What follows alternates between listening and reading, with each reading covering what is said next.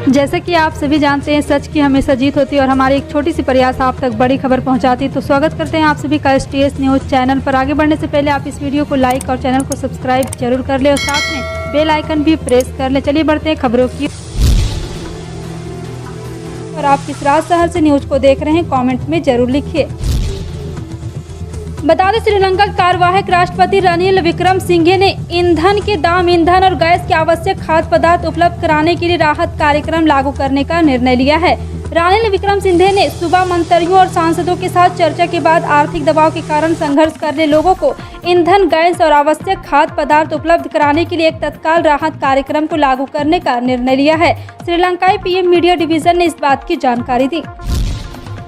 हज 2022 की एक निगाह मोहब्बत से देखिए, एक हज कबूल हो जाएगा, सवाब मिलेगा। इस हसरत के साथ हाजियों की वतन वापसी का सिलसिला शुरू हो गया है। कोरोना महामारी के बाद 2 साल के बाद मक्का के मुकद्दस सफर में जायरीन यानी कि हाजियों की वापसी का सिलसिला शुरू हो गया है। शनिवार को दिल्ली एयरपोर्ट पर हाजियों के इस्तकबाल के लिए पहुंचे लोगों और उनके परिवार वालों के मिलन की ये पल भावुक कर देने वाले थे। ये सभी भागी पलकों और रूंधे हुए कर देने वाले गले से एक दूसरे को निहारते और गले मिलते नजर आए।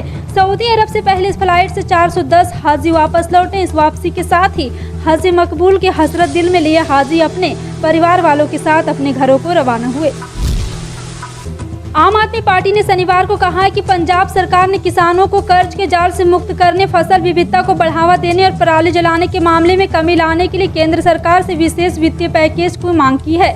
आपके मुख्य प्रवक्ता मलविंदर सिंह कांग ने कहा है कि राज्य के कृषि मंत्री कुलदीप सिंह धालीवाल ने केंद्रीय कृषि मंत्री नरेश सिंह तोमर के समक्ष विशेष पैकेज की मांग उठाई। उन्होंने कहा है कि धालीवाल ने तोमर से बेंगलुरु में राज्य के कृषि और बागवानी मंत्रियों के राष्ट्रीय सम्मेलन से मुलाकात की। तेलंगाना के मुख्यमंत्री के चंद्रशेखर राव राज्य के बारिश व बाढ़ प्रभावित इलाकों का रविवार को हवाई सर्वेक्षण करेंगे। शनिवार को एक आधिकारिक विज्ञप्ति में कहा गया है कि राज्य में गोदावरी नदी के आसपास के क्षेत्र, निर्मल जिले में बुरी तरह से प्रभावित कदम परियोजना और भद्राचलम शहर तक का हवाई सर्वेक्षण किया जाएगा। इस बीच भद्राचलम शहर में गोदावरी नदी का जलस्तर शनिवार तड़के 71.30 फुट के आसपास पहुँच गई है। छत्तीसगढ़ के वरिष्ठ नेता TS सिंहदेव ने शुक्रवार को पंचायत और ग्रामीण विकास विभाग से इस्तीफा देने का फैसला लिया है। सिंहदेव ने भाषा से बातचीत के दौरान कहा है कि उन्होंने पंचायत एवं ग्रामीण विकास विभाग से इस्तीफा देने का फैसला लिया है। हालांकि वो लोक स्वास्थ्य एवं परिवार कल्याण, चिकित्सा, शिक्षा, 20 सूत्रीय कार्यान्वयन और वाणिज्यिक कर विभाग के मंत्री बने रहेंगे। लेकिन आपको बता दें कि सिंह ने कहा है कि मैंने पंचायत और ग्रामीण विकास विभाग से इस्तीफा देने का फैसला लिया है। जल्द ही इस संबंध में मुख्यमंत्री भूपेश बघेल को पत्र सौंपा जाएगा। पंजाब के मुख्यमंत्री भगवंत मान ने शनिवार को कहा है कि राज्य के करीब 51 लाख घरों का शून्य बिजली बिल प्राप्त होगा। उन्होंने माना है कि प्रति परिवार 300 यूनिट मुफ्त बिजली देने के वादे पर 1 जुलाई से अमल शुरू कर दिया गया है। मान ने पंजाब में किए गए एक ट्वीट में लिखा है कि मैं पंजाबियों के साथ बिजली की गारंटी के बारे में खुशखबरी साझा करने जा रहा हूं। मुफ्त बिजली का वादा 1 जुलाई से लागू हो गया है। जुलाई अगस्त का यानी कि बिजली बिल सितंबर के पहले सप्ताह में आएगा। लगभग 51 लाख घरों का शून्य बिजली बिल मिलेगा और हम जो चाहते हैं वो करते हैं। दिल्ली के CM अरविंद केजरीवाल ने कॉन्फ्रेंस कर मुफ्त सुविधाएं को लेकर PM मोदी पर पलटवार किया है। केजरीवाल ने कहा है कि उनकी सरकार की निःशुल्क शिक्षा, स्वास्थ्य सेवा और बिजली की योजनाएं मुफ्त की रेवड़ी नहीं है, बल्कि भारत को दुनिया का नंबर 1 देश बनाने की नींव रखने का एक प्रयास है। उन्होंने कहा है कि अगर ईश्वर की इच्छा से वो ऐसा करने की स्थिति में है तो देश में सभी के लिए शिक्षा और स्वास्थ्य सेवाएं मुफ्त होगी। इससे पूर्व दिन भी प्रधानमंत्री नरेंद्र मोदी ने मुफ्त की सुविधाएं उपलब्ध कराने वाली राजनीति की तीखी आलोचना करते हुए कहा था कि यह रेवड़ी कल्चर देश के विकास के लिए बहुत घातक है। बिना किसी का नाम लिए केजरीवाल ने कहा कि मैं आपको बताऊंगा कि कौन रेवड़ी बांट रहा है। भारत ने इस महीने से चुनिंदा सिंगल यूज प्लास्टिक वस्तुओं पर प्रतिबंध लगाकर प्लास्टिक प्रदूषण के खिलाफ जंग में वैश्विक उदाहरण स्थापित करने का है।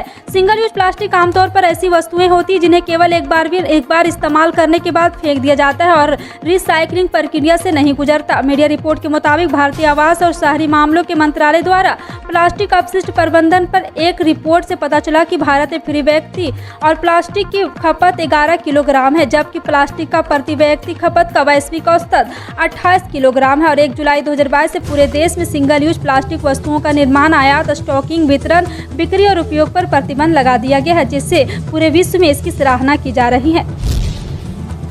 डिजिटल न्यूज पब्लिशर्स के लिए जल्दी खुशखबरी मिल सकती है। गूगल और फेसबुक जैसे टेक दिग्गज कंपनियों को अपने प्लेटफॉर्म पर न्यूज पब्लिशर्स का कंटेंट चलाने से प्राप्त होने वाले रेवेन्यू यानी कि राजस्व जल्द ही शेयर करना पड़ सकता है। सरकार नियामक हस्तक्षेप पर विचार कर रही है, जिसे लागू करने पर टेक दिग्गजों को प्लेटफॉर्म पर चलने वाले कंटेंट का भुगतान करना पड़ सकता है। डिजिटल न्यूज मीडियम ऐसे प्लेटफॉर्म है जिनके जरिए रीडर्स न्यूज मीडिया वेबसाइट के कंटेंट तक आसानी से पहुँचते हैं। राष्ट्रपति चुनाव में बीजेपी ने एनडीए उम्मीदवार द्रौपदी मुर्मू की आदिवासी अस्मिता का सवाल इतनी मजबूत से उठा दिया है कि कई गैर एनडीए दल भी द्रौपदी मुर्मू को वोट करने पर मजबूर हो गए हैं। द्रौपदी मुर्मू की उम्मीदवारी बीजेपी के लिए ऐसा ट्रम्प कार्ड साबित हुआ है कि विपक्ष की एकता छिन्न भिन्न हो गई है। यही वजह रही कि शिवसेना, जनता दल, सेकुलर, झारखंड मुक्ति मोर्चा, ओपी राजभर की पार्टी, सुभाषपा जैसे कट्टर एंटी बीजेपी पार्टियों ने आदिवासी पहचान के नाम पर द्रौपदी मुर्मू के पक्ष में वोट देने का ऐलान कर दिया है। गोवा कांग्रेस ने अपने 5 विधायकों को चेन्नई भेज दिया है। राष्ट्रपति चुनाव से पहले दल बदल के डर से कांग्रेस ने 11 में से 5 विधायकों को शिफ्ट किया है। इनमें विधानसभा में कांग्रेस के डिप्टी नेता संकल्प अमोनकर भी शामिल है। इन विधायकों में संकल्प ओमनकर, यूरी ओलेमाओ, अल्टोडी डी कोस्टा, रुडोल्फ फर्नांडिस और कार्लोस अल्वारेस फरेरा का नाम है। सूत्रों की माने तो ये विधायक शुक्रवार को विधानसभा सत्र की कार्रवाई खत्म होने के तुरंत बाद चेन्नई के लिए रवाना हो गए थे। कर्नाटक उच्च न्यायालय ने मंगलुरु में स्थित एक मस्जिद का सर्वेक्षण कराने के लिए आयुक्त नियुक्त कराने का अनुरोध करने वाली की याचिका को खारिज कर दी है।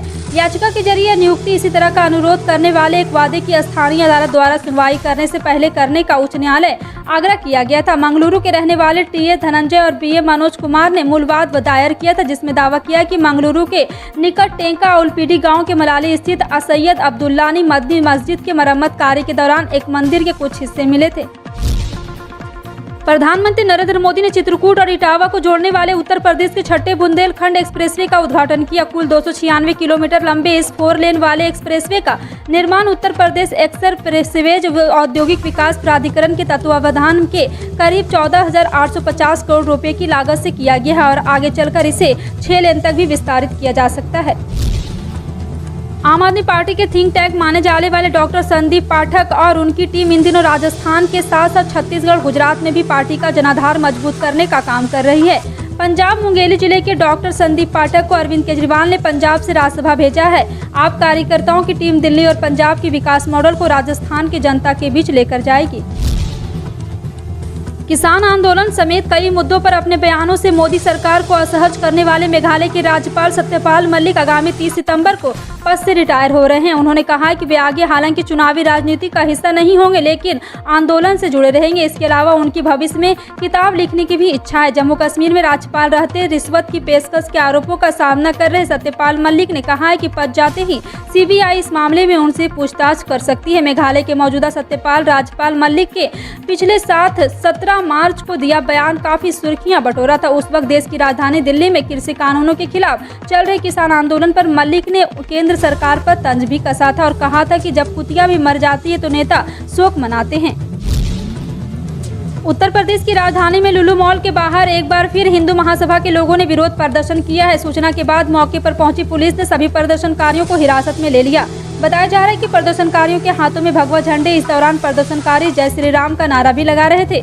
बताया जा रहा है कि खुद को हिंदू संगठन से बताने वाले आदित्य मिश्रा और उसके समर्थकों ने मॉल के बाहर विरोध प्रदर्शन किया है। बताया जा रहा है कि विरोध प्रदर्शन के दौरान प्रदर्शनकारियों और पुलिस के बीच झड़प भी हुई। पुलिस ने करीब 15 कार्यकर्ताओं को हिरासत में ले लिया है।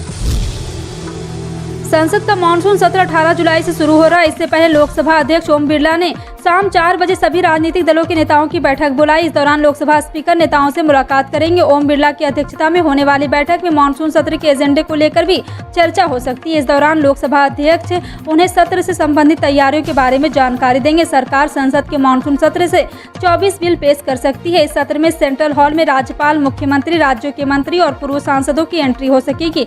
मानसून सत्र 18 जुलाई से शुरू होकर 12 अगस्त तक चलेगा।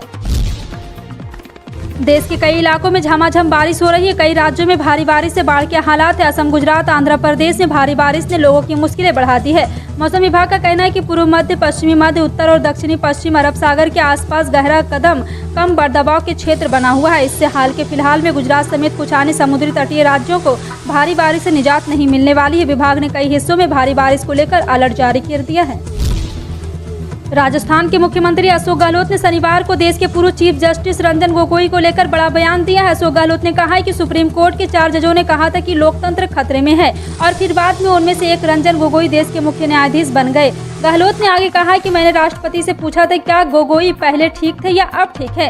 राजस्थान के सीएम और कांग्रेस के वरिष्ठ नेता 18वें अखिल भारतीय विधिक सेवा प्राधिकरण के 2 दिवसीय सम्मेलन के उद्घाटन सत्र को संबोधित किया। सम्मेलन में सुप्रीम कोर्ट के प्रधान न्यायाधीश एम.वी. रमन और केंद्रीय कानून मंत्री किरण रिजिजू भी मौजूद थे। मध्य प्रदेश के नर्मदापुरम संभाग में मूंग की खेती के दौरान जिस रासायनिक कीटनाशक का उपयोग किया जा रहा है उससे हो रही मूंग की फसल को खाने से संभाग में कैंसर के मरीजों की संख्या बढ़ने लगी। इस बारे में किसानों का कहना है कि रासायनिक कीटनाशकों के उपयोग से यह फसल जहरीली हो जाती है। खुद एमपी के कृषि मंत्री भी इस बात को मान रहे हैं। जानिए मध्य प्रदेश के नर्मदापुरम संभाग के किसान किस तरह मूंग की खेती में जहरीला कीटनाशक उपयोग कर रहे हैं। फिलहाल आपका इन सभी खबरों पर क्या कहना है कमेंट सेक्शन में टाइप करके जरूर बताएं। इसी तरह की पल पल की अपडेट जानने के लिए जुड़े रहें आप अपने NTS न्यूज चैनल से। मिलते हैं अगली बड़ी खबर में, तब तक के लिए जय हिंद।